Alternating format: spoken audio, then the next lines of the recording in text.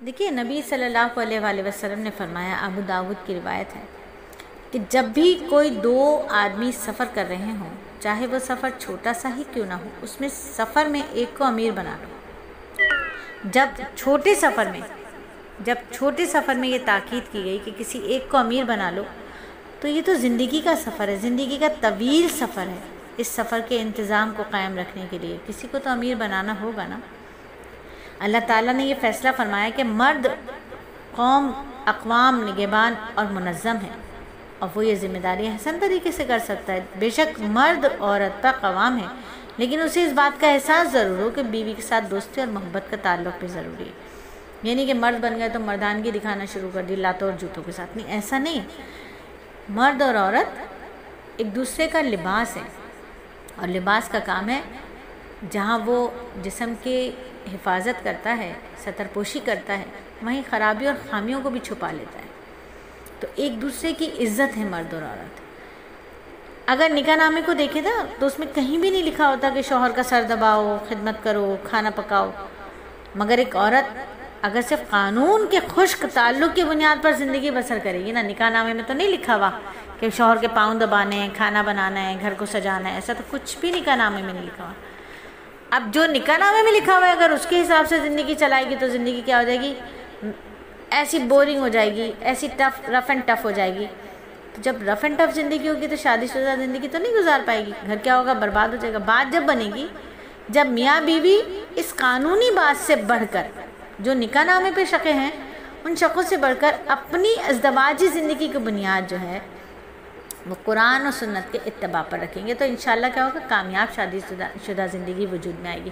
دیکھیں نکاح نامہ ایک دستاویز ہے جو یہ بندھن بن رہا ہے، اس کی ایک دستاویز، ایک تحریری ثبوت ہے، ٹھیک ہے، لیکن اصل ازدواجی زندگی جو چلتی ہے وہ قرآن و سنت کے اتباع پر چلتی ہے، نبی صلی اللہ علیہ وآلہ وسلم کے طریقے پر چلتی ہے۔ دیکھیے جو لڑکی دلہن بن رہی ہے، جو ایک نئی زندگی میں قدم رکھنے جا رہی ہے، اس کو اپنی ذمہ داریوں کو قرآن و حدیث کے حوالے سے علم ہونا چاہیے۔ ایک مسلمان کی زندگی قرآن و حدیث سے چلتی ہے، مسلمان کی زندگی آخرت کے اوپر نظر رکھ کے چلتی ہے۔ دنیا کے اندر جو بوئیں گے وہ آخرت میں کاٹیں گے۔ تو زندگی جب ہی بنتی ہے جب وہ بندگی کے پیرائی میں ہوتی ہے۔ کہتے ہیں نا زندگی آمد برائے بندگی، زندگی بے بندگی شرمندگی۔ اب اگر ہم اپنی زندگی کی شروعات اپنی ذمہ داریوں کو قرآن و حدیث کے حوالے سے لے کر چلیں گے تو یقین کیجئے ہماری یہ شادی شدہ ازدواجی زندگی انتہائی خوبصورت ہے، انتہائی حسین ہے۔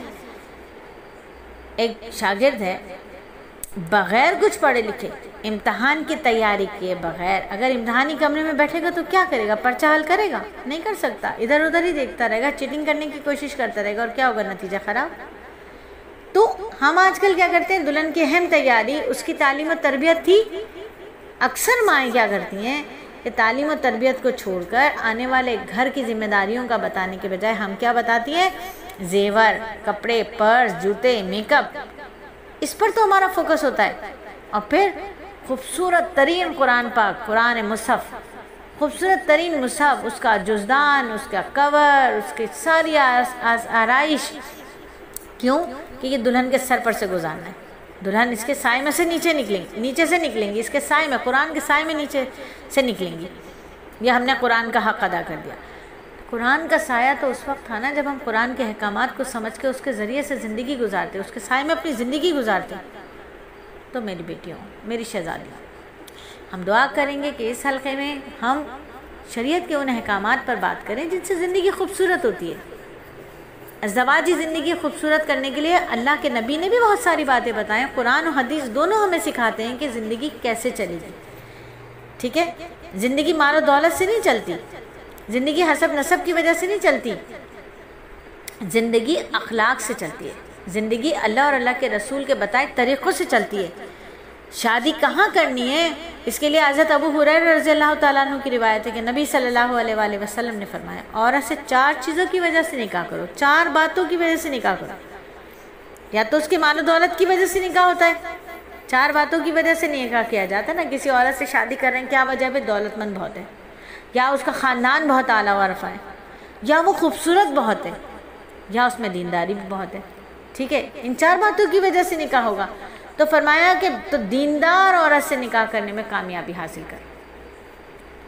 4 چیزوں کی وجہ سے نکاح ہوتا ہے، لیکن کامیاب کون ہوگا؟ جو دینداری پہ شادی کرے گا۔ مسلمان کیا دیکھتا ہے؟ دینداری دیکھتا ہے۔ یہود و نصارہ کیا دیکھتے ہیں؟ یہود کیا دیکھتا ہے؟ خوبصورتی دیکھتا ہے۔ نصارہ کیا دیکھتے ہیں؟ دولت دیکھتے ہیں۔ مسلمان دینداری دیکھتا ہے۔ آج ہم یہ بات تو کہتے ہیں کہ نبی صلی اللہ علیہ وآلہ وسلم کا طریقہ دنیا اور آخرت کی کامیابی کا طریقہ ہے، لیکن جب رشتہ دیکھنے جاتے ہیں تو یا تو ہم خوبصورتی دیکھتے ہیں یا ہم مالداری دیکھتے ہیں، دینداری نہیں دیکھتے۔ میجورٹی اب ایک آدھ عورت دیکھے تو وہ بحث کرنے کے لیے نہیں آ جائے، نہیں باجی جان ہم تو دینداری دیکھتے ہیں، نہیں باجی جان ہم تو دینداری دیکھتے ہیں۔ بحث کی گنجائش نہیں ہے۔ 1-2 لوگ وہ بھی ہیں جو دینداری پہ شادی کرتے ہیں، لیکن ہم میجورٹی کی بات کرتے ہیں۔ میجورٹی کیا دیکھتی ہے؟ خوبصورتی دیکھتی ہے، پیسہ دیکھتی ہے۔ ایسی بات ہے جو دیندار دیکھتی ہیں تو ماشاءاللہ ہمارے پاس دیندار رشتے بہت ہیں، بہت دیندار بچوں کے رشتے ہیں۔ جہیز نہیں دیں گی، وہ بارات بھی نہیں بلائیں گی، مائیوں مہندی بھی نہیں کریں گی، کوئی سلامی نہیں ہوگی دولہے کی۔ آپ نے اپنے بچے کا کمرہ بھی تیار کرنا ہے، آپ نے اس کا ولیمہ بھی بہترین کرنا ہے، یعنی 1 بکری تو کھلائیں گی نا ولیمے میں۔ تو دینداری پہ آئیں تو پھر آئیے ایسی دینداری دیکھیے۔ تو انشاءاللہ اسی حلقے میں ہر ہفتے آپ کے ساتھ تعلق رہے گا تربیت زندگی کے حوالے سے انشاءاللہ تعالی۔ مقاصد نکاح پر ہم بہت اچھی طرح بات کر چکے ہیں، نکاح کے خطبے پر ہم نے بات کی ہے، ایک بار پھر اس کو ریوائز کریں گے، تھوڑا سا اپنی یادداشت میں اس کو واپس لے کر آئیں گے کہ نکاح کا خطبہ ہم سے کہتا کیا ہے، مقاصد نکاح کیا ہے، اور انشاءاللہ گھریلو جھگڑوں سے نجات کیسے ہوگی، مضبوط خاندانی نظام کیسے بنے گا، بہترین عورت کون ہے، اسی حلقے میں آپ کے ساتھ ہر ہفتے شامل رہیں گے۔